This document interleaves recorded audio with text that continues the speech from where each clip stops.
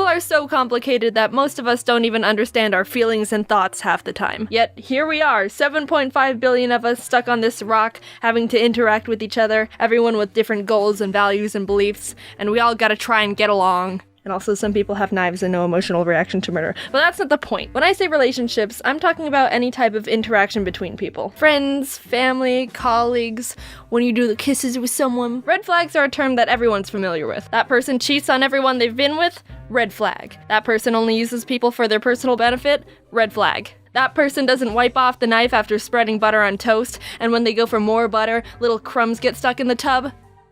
Red flag! But what about red flags that only start revealing themselves once you've built trust with someone and have a connection with? When your opinion of someone is positive, those flags can start being overlooked, or you start saying, oh, but they're a good person. I trust them. Oh, I mean, they wouldn't want to hurt me on purpose. It's easy to rationalize warning signs of a bad relationship when you have a positive view of someone, but it doesn't mean that they're not there or should be ignored. They're still being a jerk. It's just complicated by your history together. I think the majority of people tend to be too nice, or passive, or overly understanding. It's really common and easy to do. Because of that, toxic relationships are much more prevalent than you'd realize, and it can be difficult to know what to look for. There's a chance you're in a hurtful relationship right now and don't even realize it. The term manipulation gets thrown around a lot, and because of that, I think a lot of people would feel they would be able to identify manipulation if it happened to themselves. But it's not as easy as, Chad and Sally are dating. Sally wants to go out with friends. Chad forces Sally to stay home with him. Chad's a manipulator! Yeah, that's actually a super common manipulative situation. But the way manipulation works is that it builds up slowly over time and is almost entirely emotional. Chad might instead start isolating Sally from her friends by nitpicking things he doesn't like about an individual person at a time.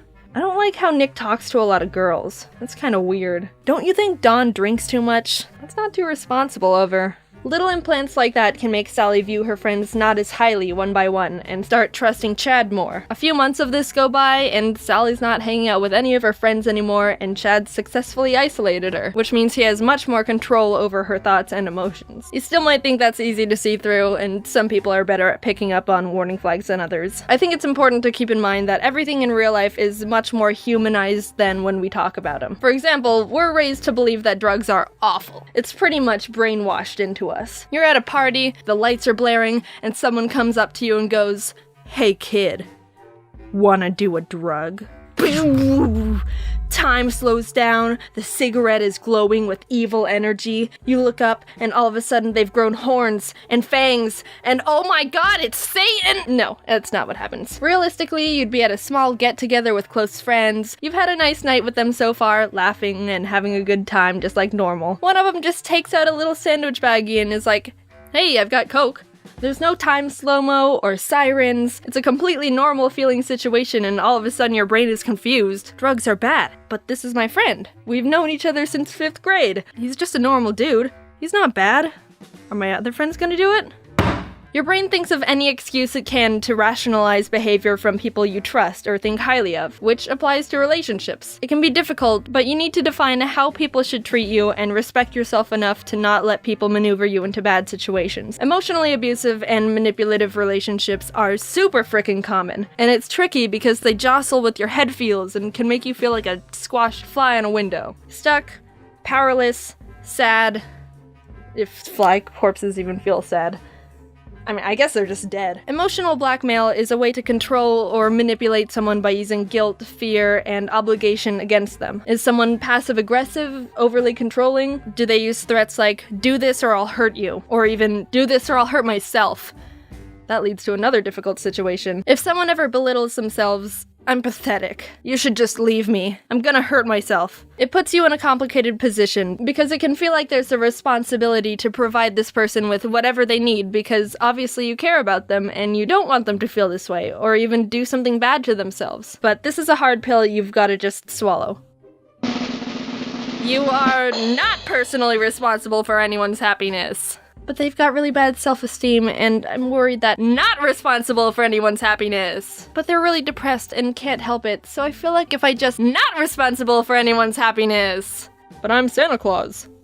Alright, gray area. Responsibility shouldn't be assigned to you, even if it breaks your heart to step back. People normally aren't equipped to be able to help someone with their issues anyway, so it's best to encourage them to see a professional who's been trained to know how to handle things. Someone might be struggling with their own personal stuff, but mental illness doesn't negate their responsibility to maintain a healthy relationship. It just means they need to work on themselves, which is okay, but you don't need to be a part of that. You've got your own junk, they've got their junk. You need to decide how much of their junk you want to help with.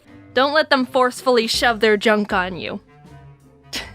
I like to imagine I'm my own little ecosystem, and I do my best to maintain it every day. If there's a person or a relationship I have that just feels like pollution in any way, maybe it started off well, but slowly started feeling damaging, then I've got to just step back and ask myself if I need to kick them off my planet. It sounds harsh at first, but you really can't drop your responsibility to maintain your ecosystem in hopes to improve someone else's. Who's gonna watch your ecosystem? No one.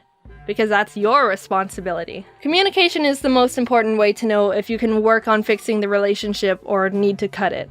Hey dude, can you stop dumping toxic waste into my ocean? You've been doing it for a while and all my cute little dolphins are dying. Oh geez, I didn't even realize I was hurting them. I'm sorry. What can I do to be better? Not only have you communicated that there's a problem, but the person takes full responsibility and is willing to work on getting better. But if they say, look, how was I supposed to know? I was just trying to help. Why are you being so sensitive? That's toxic as shit! Shifting blame, gaslighting, guilt tripping.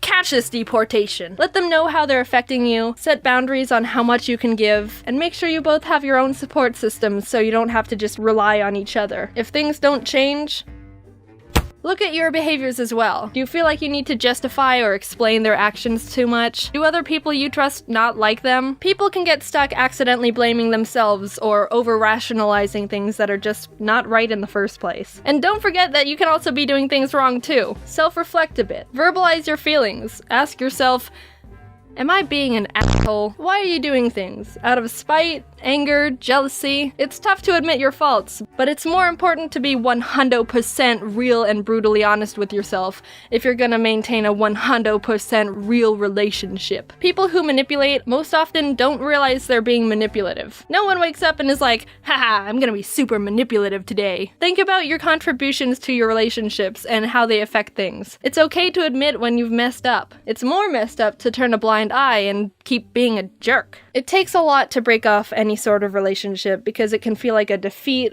or like you've given up, but sometimes that's just straight up the best and healthiest solution for both of you. Two people can be great, but just not mix well together. And if you feel like leaving is dangerous for either you or them, ironically, that's a pretty strong reason to leave in the first place. Someone shouldn't ever need you, they should want you. Your ecosystem should be able to sustain itself, and relationships are just the little sprinkles of fertilizer benefit for it. If you feel like you're not strong enough to break something off, a good way to work on that is to build confidence. Build a good support system, journal your thoughts, practice positive self-talk. I am a god. Alright, not that positive. Treat yourself as a friend. It's not selfish to want the best for yourself, especially when someone's over here being a happiness vampire. When you break something off with someone, remember why things didn't work. Repeat it in your head if you need to. A lot of people try and rekindle relationships when the initial problem hasn't been fixed. People need time to change. You don't owe someone a second chance if they haven't put in the work to fix anything. And you can't force someone to get help. If you're unsure about a relationship, think about these questions. Do you put off seeing or responding to them? Do you feel worse after spending time with them? Have they threatened you or themselves in any way? Do they make you feel like you can't do things on your own? Or you can't make a single decision without them? Do they ask for a lot of favors or money and don't pay it back? Do they talk badly behind your back? Do you feel like you're walking on eggshells around them? Do they put you down? If it's a yes to more than one of those, then you should start considering either ending it